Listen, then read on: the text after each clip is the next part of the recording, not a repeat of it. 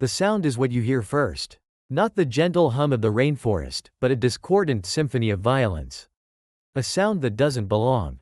High-pitched, frantic screams of terror, punctuated by the deep, guttural roars of a male silverback gorilla pushed beyond its limits. And underneath it all, a chilling, rhythmic chorus of pant hoots, the war cries of chimpanzees. For primatologist Laura M. Southern and her team at the Ozuga Chimpanzee Project, this was a sound they had never heard before. In the dense, humid jungle of Gabon's Loango National Park, a place once considered a model of peaceful coexistence, the unthinkable was happening. A troop of nearly 30 chimpanzees was attacking a family of gorillas. This wasn't a brief territorial squabble. This was organized, it was sustained, it was lethal. The chimps moved with a terrifying unity, a swarm of dark bodies flowing through the undergrowth, their intelligence focused on a single, brutal objective. The silverback, a magnificent animal of immense power, was overwhelmed. He fought with the desperate fury of a king defending his family, but for every attacker he threw aside, two more took its place. They were a coordinated killing machine. This was not supposed to happen. For decades, the scientific consensus was clear. Chimpanzees and gorillas, the two great apes of Africa, share the forest.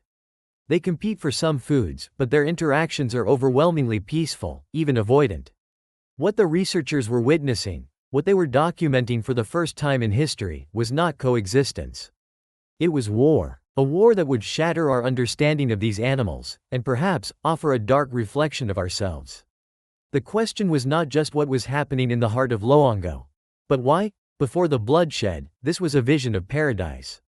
Loango National Park, on the coast of Gabon. A mosaic of pristine rainforest, shimmering lagoons, and white sand beaches where forest elephants and buffalo come to bathe in the surf. It's one of the last truly wild places on Earth. Here, life is governed by ancient rhythms. The dripping humidity of the wet season, the buzz of insects, the rustle of unseen creatures in the canopy. For the great apes, this is their kingdom. The ground belongs to the western lowland gorillas. They move in tight-knit family units, led by a dominant silverback. Their lives are tranquil, ordered, and dictated by a search for the most succulent herbaceous plants. They are the gentle giants of this world, their immense power rarely displayed except in defense of their family. Above them, in the sprawling canopy, live the chimpanzees. The Ricambo community, as they are known to the researchers of the Ozuga project, is a sprawling, fission fusion society of over 45 individuals. Their lives are a complex political drama of alliances, betrayals, and constant social negotiation. They are intelligent, curious, and profoundly adaptable. For years, scientists here observed the two species sharing this habitat. They would often feed in the same trees, separated by only a few meters. The gorillas would forage below, while the chimps feasted on ripe fruit above. The interactions were peaceful, a model of niche partitioning. Dr. Tobias Deschner, a primatologist with the project, noted countless hours of peaceful observation. The two ape species, he believed, had found a way to share their world. They were aware of each other, respectful of each other's space. A young chimp might curiously watch a gorilla family pass by. A silverback might give a wide berth to a boisterous group of male chimps. It was a delicate, unwritten treaty, a truce held for generations. The stakes for survival here are simple and eternal: food, territory, and the safety of the next generation. The forest provides, but its bounty is not infinite. The turning of the seasons, the success or failure of the fruit trees, these are the forces that dictate the fortunes of all who live here. In this seeming Eden, no one suspected the capacity for organized violence that lay dormant, waiting for the right conditions, or the right pressures, to be unleashed. The peace was an illusion. The first signs were subtle, easily missed by any but the most dedicated observers. A change in the forest's rhythm. The seasonal fruit crops, the engine that powers chimpanzee society, began to fail. Climate shifts, less predictable rainfall. The exact cause is debated, but the effect was undeniable. The trees were less generous. The chimp's primary food source was becoming scarce. And a hungry chimpanzee community is a stressed community. Researchers from the Max Planck Institute for Evolutionary Anthropology noted a distinct shift in the Ricambo chimp's behavior. Their foraging ranges expanded. They spent more time on the ground, searching for alternative foods.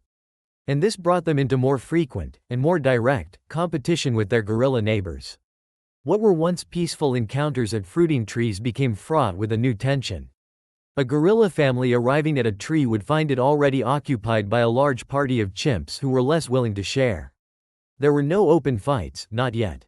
But there were displays. A young male chimp might swagger and shake a branch towards the gorillas below. A silverback might issue a low, rumbling threat display, a clear signal to keep a respectful distance. These were border skirmishes in a cold war over calories. The chimps, led by a powerful and strategic alpha male whom researchers had observed for years, began to exhibit more cohesive, patrol-like behavior. Large groups of males would move together along the edges of their territory, their movements deliberate, their postures aggressive. They were not just foraging, they were mapping their world, and the presence of others within it. Their pant hoots, once a call of social cohesion, now carried a more menacing edge when directed at outsiders. The gorillas, in turn, began to show signs of stress. They became more vigilant, the silverbacks more protective. They would alter their foraging paths to avoid areas with high chimpanzee traffic. It was a strategy of appeasement, of de-escalation. But it wasn't working. The pressure was mounting. The unwritten treaty was being rewritten, line by line, with intimidation and threat. Alliances within the chimpanzee group solidified. The core of the conflict was a coalition of adult males, their bond strengthened by the shared purpose of resource defense. They were becoming an army. The first true confrontation was brief but telling. A small gorilla family was driven from a patch of nutrient-rich pith. No physical contact was made, but the chimpanzees' coordinated intimidation was overwhelming. They surrounded the gorillas, screaming, drumming on tree trunks, creating a wall of sound and fury that the silverback could not counter. The gorillas retreated, leaving the prize to the chimps. It was a victory, and it taught the chimpanzees a valuable lesson. United, they were stronger. They had tested the gorillas' defenses and found them wanting. The stage was being set for a conflict far more brutal than a simple dispute over food. A psychological barrier was being broken. The gorillas were no longer just neighbors, they were becoming obstacles. And in the ruthless calculus of survival, obstacles must be removed. February 6, 2019. A date that will now be infamous in the annals of primatology. On this day, the Cold War turned hot. A large party of 27 Recombo chimpanzees was on a territorial patrol. This was not a foraging group, it was composed almost entirely of adult and adolescent males, with a few females in tow. Their energy was different. It was focused, purposeful, and brimming with aggression. For over an hour, the researchers followed, documenting their loud, intimidating journey through the forest. Then, they heard it. The contact call of a silverback gorilla. Instead of avoiding the sound, as would be typical, the chimpanzees fell silent. The boisterous patrol transformed into a stealthy, tactical unit. They changed direction, moving with practiced quiet towards the gorillas. This was not a chance encounter. This was a hunt. The chimpanzees located the gorilla family, a silverback, 3 adult females, and an infant. The chimps fanned out, creating a perimeter, effectively surrounding their targets before the gorillas were even fully aware of the danger. The alpha chimp gave a single, sharp hoot. And the world erupted into violence. The attack was immediate and overwhelming. The chimps descended on the gorillas in a wave of black fur and bared teeth. Their strategy was clear. Isolate and incapacitate the silverback.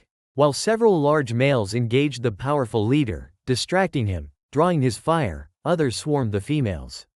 It was chaos, a maelstrom of screaming apes, the thud of bodies hitting the forest floor, the tearing of vegetation. The silverback fought with incredible courage, but he was hopelessly outnumbered. For every chimp he managed to land a blow on, 3 more were on his back, biting, tearing. The females, desperate to protect their young, were also attacked. This was not about food.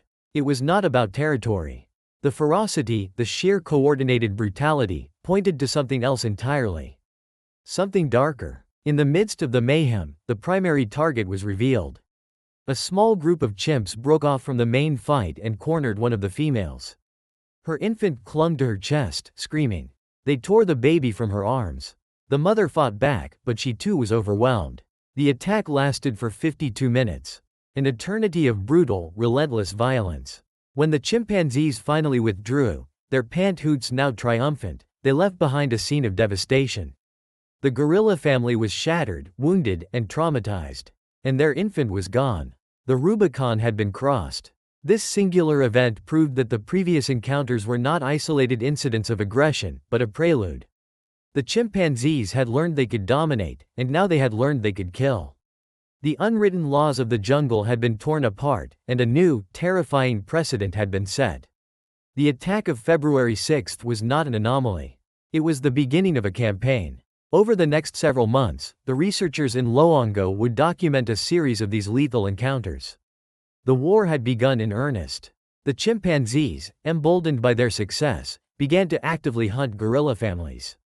Their patrols became more frequent, more aggressive, and they specifically targeted the periphery of their territory where encounters with gorillas were most likely.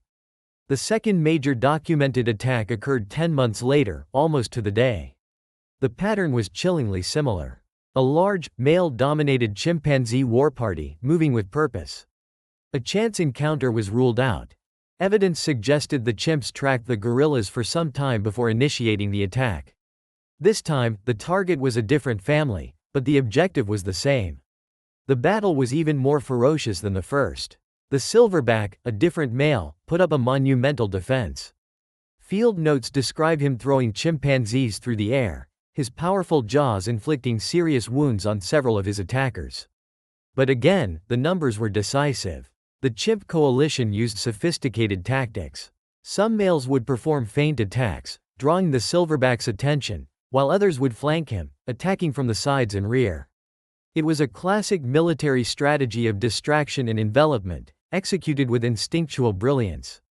While the silverback was pinned down, the true horror of the chimpanzee's goal became clear once more. The females and their young were the primary targets. One female was brutally beaten by 3 chimps simultaneously, her desperate attempts to shield her infant ultimately failing. The baby was seized, but this time, something even more disturbing happened. After the gorillas were driven off, the chimpanzees did not simply abandon the infant's body. An adult female chimp, who had participated in the attack, took the corpse. And the chimpanzees began to eat it. Cannibalism is known in chimpanzees, but it is typically directed at infants from rival chimp groups. This was different. This was interspecies predation, an act so rare and shocking it forced the scientific community to re-evaluate the very nature of chimpanzee behavior. Were these hunger-driven killings? The chimps had other food available. This seemed to be about more than just sustenance. Was it about eliminating future competitors for resources? By killing infants, the chimps were directly impacting the local gorilla population's ability to grow, a long-term strategy that speaks to a terrifying level of cognitive foresight. The conflict was not one-sided. Gorillas are immensely powerful. In several smaller skirmishes, lone chimps or small groups were successfully driven off by a silverback's charge. But whenever the chimps brought their full numerical superiority to bear, the outcome was the same: devastation for the gorillas.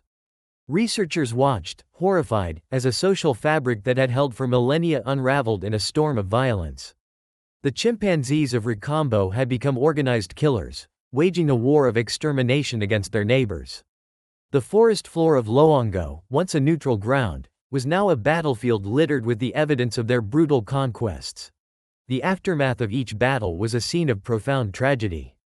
For the surviving gorillas, the impact was catastrophic. They were left physically wounded and psychologically shattered. Silverbacks, the bedrock of gorilla society, bore the scars of their desperate defense. Females mourned the loss of their infants with a grief that was palpable to the human observers. Researchers documented them carrying the bodies of their dead infants for days, a behavior known as thanatology, a primate expression of loss. The social structure of the affected gorilla families was destabilized.